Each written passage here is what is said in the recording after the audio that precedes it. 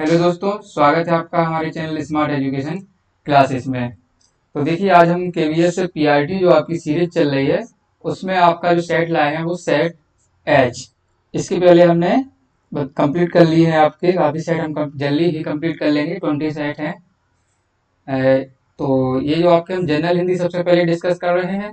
काफ़ी अच्छी एक्सप्लेनेशन आपको दी जा रही है जिससे आप एक बेहतर तैयारी कर सकें अपनी हिंदी में। ये जो प्रतीक सवाल एक सर जी द्वारा जो 20 टेस्ट आपको फ्री दिए गए हैं, अगर आप उनका पीडीएफ चाहते हैं तो लिंक डिस्क्रिप्शन में दिया है, वहाँ से जाकर वहीं से आप डाउनलोड कर सकते हैं। और अगर आप ये बुक परचेज करना चाहते हैं तो ये अमेजोन पर बुक उपलब्ध है, तो उसका लिंक भी हमने आपको डिस्क्रिप्शन में दिया है, वहाँ से आप जाकर ले सकते हैं अगर आप बुक खरीदना चाहते हैं। चैनल पर नए हैं तो चैनल को कर दीजिएगा सब्सक्राइब और साथ ही बेल आइकन दबा दें जिससे आपको आने वाले वीडियो का नोटिफिकेशन मिलता रहे। वीडियो अच्छा लगे तो लाइक करें, शेयर करें और कमेंट करके जरूर बताइएगा। तो चलिए शुरुआत करते हैं हम अपने पहले प्रश्न के साथ। तो सबसे पहले जो प्रश्न आपसे पूछा गया है कि गोद लिया हुआ पुत्र, उसके लिए जो है एक उपयुक्त शब्द है, क्या है? आपका दत्तक होता है, द्विज होता है, शोषित होता है या फिर पाल्य होता है। तो आपको बताना है, काफी सरल प्रश्न है कि गोद लिया हुआ जो पुत्र होता है उसके लिए एक शब्द क्या होगा? दत्तक होगा, द्विज होगा, शोषित या फिर पाल। तो इसका जो आपका सही उत्तर है वो क्या है? दत्तक। दत्तक क्या हुआ क्या कहलाता है? आपका गोद लिया हुआ पुत्र, गोद लिया हुआ पुत्र। ठीक है। द्विज कौन कहलाता है ये भी जानना जरूर। तो द्विज वो कहलाता है 2 बार जन्म लेने वाला, 2 बार जन्म लेने वाला आपका जो है वो द्विज कहलाता है। जैसे आपका ब्राह्मण हो गए, ये भी कहा जाता है।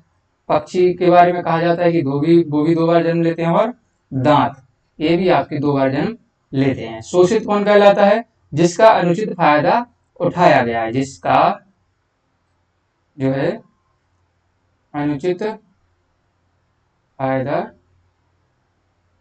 उठाया गया है। ठीक है ना, जिसका अनुचित फायदा उठाया गया है वो क्या कहलाता है? आपका शोषित कहलाता है। और को पाल्य क्या कहलाता है? जो पालन के योग्य है, जो पालन के योग्य होता है वो पाल्य कहलाता है। ठीक है, तो ये चारों हो गए।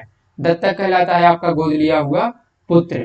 ठीक है, जिसे इतिहास में आपने पढ़ा होगा कि जो अंग्रेज थे उन्होंने इस नीति को क्या है बंद कर दिया था कि अगर आपका पुत्र नहीं है और आप कोई भी पुत्र गोद लेते हैं तो वो क्या है, उसका सक्सेसर यानी कि उसका जो आगे का राजपाट है वो नहीं ले पाता था, जिसे उन्होंने हड़प नीति के तहत कुछ राज्य हड़पे थे। तो इतिहास में आपने पढ़ा होगा कि सबसे पहले जो हड़पा गया राज्य था कौन था? वो था सतारा। ये पूछा जाता है तो इसलिए आपको बता दिया है। चलिए आगे बढ़ेंगे।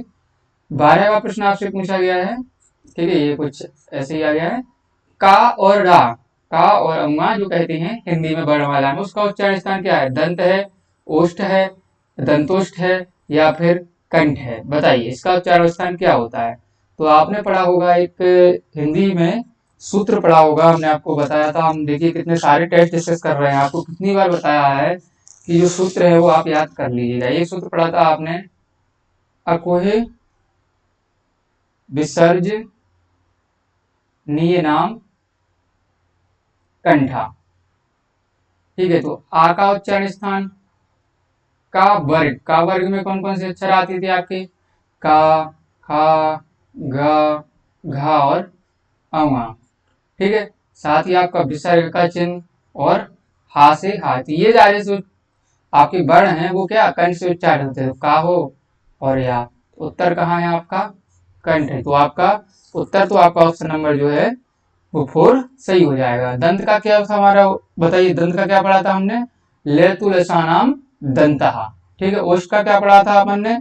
उपपदे मान्य नाम ओष्ठा। दंतोष्ठ का क्या पढ़ा था अपन ने? वकारस्य दंतोष्टम। ठीक है ना, वकारस्य दंतोष्टम, ये इसका जो है एक आपका उच्चारण है। ठीक है ना, तो बढ़ेंगे हम अगले प्रश्न की तरफ।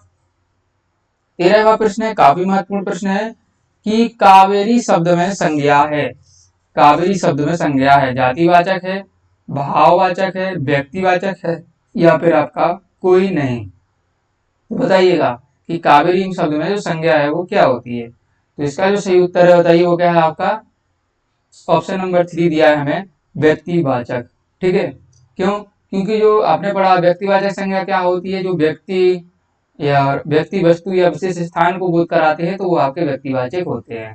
ठीक है, तो कावेरी जो है वो एक सिंगल चीज है, इसके जैसा कोई दूसरा नहीं हो सकता है। अगर मैं कह दूं कि नदी में बताइए कौन सी संज्ञा है, तो नदी में कौन सी होगी आपकी, नदी में होगी आपकी जातिवाचक। क्यों? क्योंकि आपका जो है नदी एक पूरा कम्युनिटी एक जाति को अवगत कराता है। भाववाचक कहाँ होगी, जैसे इसमें नदी में हमने लगा दिया नदीत्व। ठीक है ना, नदीत्व यानी कि नदी की उसका स्वभाव नदीत्व की तरह है, यानी कि नदी की तरह बहता हुआ स्वभाव है। इस प्रकार से यदि कोई सेंटेंस लिखेंगे तो उसमें जो है वो भाववाचक संज्ञा हो जाती है। चलिए अगला प्रश्न है, किसान बैलों को गांव गांव ले जाता है, इस वाक्य में क्रिया है अकर्मक, सकर्मक, प्रेरणार्थक या फिर सर्वनाम। बताइए कौन सी क्रिया है।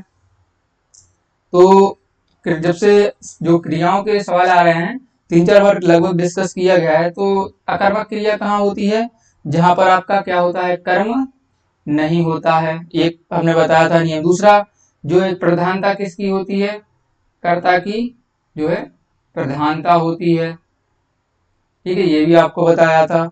और क्रिया के फल का जो प्रभाव पड़ता है वो सीधा कर्ता पर पड़ता है। कर्म में सकर्मक क्रिया में हमने क्या पढ़ा था कि वाक्य में जो है कर्म उपस्थित होता है, एक हो गया। दूसरा क्या था कि इसकी जो प्रधानता रहेगी वो किसकी रहेगी, इसमें कर्म की प्रधानता होती है, कर्म की प्रधानता होती है। और वाक्य में क्या लगाने पर यदि उत्तर मिलता है तो आपका क्या होगा, सकर्मक क्रिया होती है। ठीक है, ये हो गया। अब इसके बाद दिया है आपको प्रेरणार्थक क्रिया। तो प्रेरणार्थक क्रिया होती है किसमें, इसमें आपके क्या दो कर्ता होते हैं, दो कर्ता होते हैं। दो कर्ता होते साथ ही क्या एक प्रेरक होता है और दूसरा किसी से प्रेरित होता है। ठीक है ना। अब जैसे मैं एग्जांपल दे दूं आपके लिए कि जैसे ये हमने प्रेरणार्थक पहले डिस्कस नहीं किया इसलिए एग्जांपल दे रहे हैं। रमेश ने मोहन से चाय बनवाई। तो एक तो प्रेरणा देने वाला है कौन, प्रेरक कौन है, रमेश, और प्रेरित कौन हो रहा है, मोहन। तो इस प्रकार से आपकी प्रेरणार्थक क्रिया होती है। अब आगे हम अपने प्रश्न की तरफ, किसान बैलों को गांव ले जाता है। तो अगर क्या लगाएंगे, क्या ले जाता है भाई, क्या बैल ले जाता है, तो आपका उत्तर तो क्या हो गया, सकर्मक क्रिया। अगर उत्तर नहीं मिलता तो फिर हम क्या कहते हैं कि वो अकर्मक क्रिया का उदाहरण है। चलिए सर्वनाम आपके होते हैं जो संज्ञा को क्या करें, संज्ञा का बोध कराते हैं। चलिए आगे बढ़ेंगे हम। 15वां प्रश्न है, अजी श्रीमान इधर तशरीफ लाइए में प्रयुक्त कारक है। कौन सा कारक है बताना है आपको, संबोधन है, संप्रदान है, संबंध है, या फिर आपका अधिकरण कारक इसमें है। बताइए क्या कारक जो है कारक है। संबोधन में क्या होता था, हे, भो, अरे, ये संबोधन के चिन्ह। संप्रदान में कौन होता था आपको बताइए, संप्रदान में होता था आपका, बताइए क्या होता था। आपने बहुत बार बताया संप्रदान होता है आपका के लिए, के लिए, साथ हो, रुचिकर हो कोई चीज, या कहीं पर भी इच्छा जाहिर की जा रही है, इच्छा बताई जा रही है। संबंध में क्या होता था, संबंध का, ही, के। अधिकरण में क्या होता था, मैं, पे और पर। ठीक है, तो ये चीजें इसमें होती थी। तो अब इसका उत्तर आप बता सकते हैं, अजी श्रीमान इधर तशरीफ लाइए, तो क्या आपका हे भोर यहाँ पर चिन्ह दिख रहा होगा आपको, ये विस्मयादि बोधक, तो आपका उत्तर तो हो जाएगा संबोधन। आगे वीडियो अच्छा लग रहा है, 5 प्रश्न हो चुके हैं तो लाइक कर दीजिएगा मित्रों। 16वां प्रश्न है, आ समुद्र में समास है, द्वंद्व समास है, कर्मधारय है, बहुब्रीहि है, या फिर अव्ययीभाव समास है। बताइए कौन सा समास है इसमें। तो द्वंद्व कहाँ होता है आपका, जहां दोनों पद प्रधान होते हैं, जैसे राम और लक्ष्मण हो गया। इसके बाद कर्मधारय कहाँ होता है, बताइए कर्मधारय में क्या होता है आपका, विशेषण विशेष होता है, और साथ ही क्या रहता है आपका जो है सेकंड पद यानी कि द्वितीय पद प्रधान होता है। बहुव्रीहि में क्या होता है, बेसिक सी बात है भाई, अन्य पद प्रधान होता है, अन्य पद प्रधान होता है। चलिए, और अव्ययीभाव में क्या होता है आपका जो है पूर्व पद प्रधान होता है, चलिए यहाँ पर जो सबसे बेसिक सी बात है कि इसका जो है पूर्व पद होता है वो अव्यय होता है या निपात होता है, और साथ ही क्या रहता है यहाँ पर जो लिंग होता है वो नपुंसक लिंग होता है। तो ये सारी चीजें आपको याद रखनी है। अब आ समुद्र, तो आ हमने अलग किया, समुद्र अलग किया, क्या बचा है आ। ये क्या है आपका मूल शब्द है, तो आ क्या है एक अव्यय है, तो उत्तर क्या हो जाएगा आपका अव्ययी भाव समास। आगे चलिए, उद्गम में कौन सा उपसर्ग है, उद है, उत है, उत है या फिर आपका छोटा ऊ। तो देखिए उद्गम, उद्गम का अगर आप संधि विच्छेद कर लेते हैं तो क्या हो जाएगा, आसान हो जाएगा। तो देखिए एक हमने पढ़ा था कि जहां पर प्रत्येक वर्ग का पहला, तीसरा, पांचवा जो वर्ण है वो आवश्यकता पड़ने पर आपस में बदल जाते हैं, आपस में बदल जाते हैं, ठीक है। ये हमने पढ़ा हुआ है संधि में, आपकी व्यंजन संधि में। तो ता किस में आता है, ता, था, दा, धा और ना, ये सब वर्ण होते हैं। अब पहला हो गया, तीसरा हो गया और पांचवा, ये एक दूसरे में एक्सचेंज हो जाएंगे। तो अब उद्गम का क्या होगा संधि विच्छेद, उता प्लस गम, तो दा जो है वो ता में परिवर्तित हो जाता है। तो अब बताइए उत्तर क्या होगा आपका, ऑप्शन नंबर 3 यहाँ पर आपका जो है उत उत्तर होगा। यहाँ का एक और एग्जाम्पल दिखाते हैं हम आपके लिए इसी का, जैसे आपसे पूछा जाए, चलिए जैसे बागिस होता है, आपने एक शब्द देखा हो, बागिस में संधि पूछी जाती तो यहाँ पर क्या होता है, आपने बाग लिख दिया इस प्रकार से, ईश लिख दिया, तो यहाँ पर गा का क्या हो जाता है, का हो जाता है, तो वाक धन ईश। आगे बढ़ेंगे, 18वां प्रश्न है आपसे, जैसे पूछा गया है कि टहलना में कौन सा प्रत्यय है, लना है, आ है, ना है या फिर आपका अना है, बताइए टहलना में कौन सा प्रत्यय है। तो देखिए एक मूल शब्द तो आपका होता है टहल, अगर यही आ गया तो आप उत्तर निकालिए, इसमें ना जोड़ेंगे तो क्या बन जाएगा टहलना, और प्रत्यय जुड़ते हैं आपके शब्दों के पीछे, उपसर्ग जुड़ते हैं शब्दों के आगे, ठीक है। तो क्या हो जाएगा आपका उत्तर, यहाँ पर तो आपका उत्तर जो है वो ना हो जाएगा। जैसे खा में अगर आपने ना जोड़ दिया तो क्या बन जाता है, खाना बन जाता है। जैसे धड़क, धड़क में आपने ना जोड़ दिया तो क्या बन जाएगा, धड़कना, ठीक है। ये चीजें इस प्रकार से होती हैं। जैसे काट शब्द में लिख दूं और उसमें आपने ना जोड़ दिया तो क्या बन जाएगा, काटना शब्द हो जाता है। अब देखिएगा, जैसे क्या कोई लेना प्रत्यय होता है, नहीं होता है, अना होता है, बिल्कुल नहीं होता, आ होता है, जी बिल्कुल होता है। तो जैसे आपने जो दिया ठेल प्लस आ बराबर क्या हो जाता है, ठेला, ठीक है। झूल प्लस आ बराबर क्या हो जाएगा, झूला। तो इस प्रकार से ये जो है उपसर्ग प्रत्यय का पूरा खेल है, काफी सरल है, बस समझने का प्रयास करिएगा। चलिए 19वें प्रश्न की तरफ बढ़ेंगे।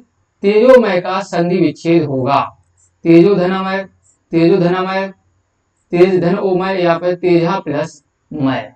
देखिए हमने आपको पढ़ाया था व्यंजन विसर्ग संधि आपको पढ़ाई थी, ठीक है, हमारे चैनल पर डली, आप सर्च कर लीजिएगा।